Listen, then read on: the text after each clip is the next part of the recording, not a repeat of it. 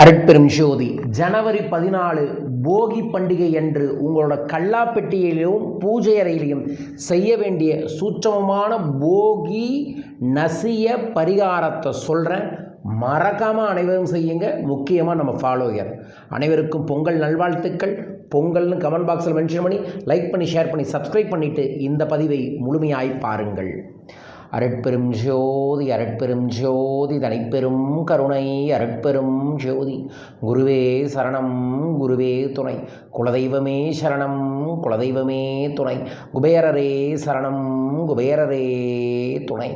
ஆனந்த வணக்கம். அன்பு அன்பர்களே, உங்கள் வாழ்வில் அன்பும் ஆரோக்கியமும் சகல ஐஸ்வர்யங்களும் லட்ச லட்சமாய் கோடி கோடியாய் பெருக வேண்டுமென மனமாற பிரார்த்திக்கின்றேன். போகி எதிர்மறையை போக்கக்கூடிய ஒரு நாள். இயல்பாக இருக்கக்கூடிய பழசையெல்லாம் தூக்கி போட்டுட்டு அல்லது எரிச்சிட்டு நம்ம வீட்டை சுத்தப்படுத்தி தைப்பொங்கலுக்கு தயாராகவும் சூரிய வழிபாடை செய்வோம். நான் இந்த பதிவில் சொல்லக்கூடியது, உங்கள் பூஜை அறைய முதல்ல இருக்கக்கூடிய படங்களை எல்லாம் கழட்டி நல்லா தண்ணீரையும் பன்னீரையும் போட்டு தொடச்சி எடுத்து பூஜை ரூமில் இருக்கக்கூடிய எல்லா கார்னர்லையும் பச்சை கற்பூரத்தை பொடி பண்ணி தூவி விட்டுட்டு அதற்கு அப்புறம் உங்கள் விளக்கு மற்ற ஐட்டமெல்லாம் நல்லா சுத்தப்படுத்திட்டு பழசாக பயன்படுத்திய திரியெல்லாம் எடுத்து ஓரமாக வச்சுட்டு ஃப்ரெஷ்ஷப் பண்ணிடுங்க பூஜை அறைய. அதே மாதிரி கல்லாப்பெட்டிக்கு போய் கல்லாப்பெட்டியில் இருக்கக்கூடிய எம்டி நகை டப்பா வச்சுருப்பீங்கள்ல, நகையெல்லாம் அடமான கடையில் இருக்கும், ஆனால் எம்டி நகை டப்பா வச்சுருப்போம்ல, அதையெல்லாம் தூக்கி வேறு இடத்துல வச்சுட்டு கல்லாப்பெட்டியை நல்லா சுத்தப்படுத்தி கீழே ஒரு நல்ல பச்சை கலர்லேயோ சிவப்பு கலர்லேயோ ஒரு கர்ச்சீப் சைஸில் ஒரு பட்டு துணியை விரித்து அதன் மேலே நீங்கள் வச்சுருக்கக்கூடிய பணம் நகை முக்கியமான டாக்குமெண்ட்ஸ் அதெல்லாம் வையுங்க. அதற்கப்புறம் கல்லாப்பெட்டி முழுவதும் பச்சை கற்பூரத்தை தூவி விட்டுட்டு ஒரே ஒரு ஊதுபத்தி கொஞ்சோண்டு வெள்ளை நிற மலர வச்சு ஊதுபத்தியை காமிச்சிட்டு அதற்கப்புறம் ஒரு பிரியாணி இலையை பற்றி அந்த புகையை அப்படியே கல்லாப்பட்டியில் காமிச்சு கல்லாப்பட்டியை க்ளோஸ் பண்ணிடுங்க. இது மணி கிளென்சிங் அப்படின்னு சொல்லுவாங்க, ஹீலிங்னு சொல்லுவாங்க. அந்த இடத்துல நம்ம கல்லாப்பட்டி திறக்கும் போது என்னடா காசு இல்லை, எங்கடா தங்க மாட்டேங்குது, எப்படா நகையை திருப்பி வரும், இந்த மாதிரியெல்லாம் புலம்பலெல்லாம் அந்த எனர்ஜி அங்கே இருக்கும்.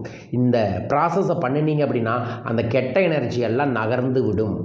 அதற்கு அப்புறம் நீங்கள் அடுத்த நாள் பொங்கல் அன்று கொஞ்சோண்டு கல்லுப்பை கல்லாப்பெட்டியில் வச்சிருங்க.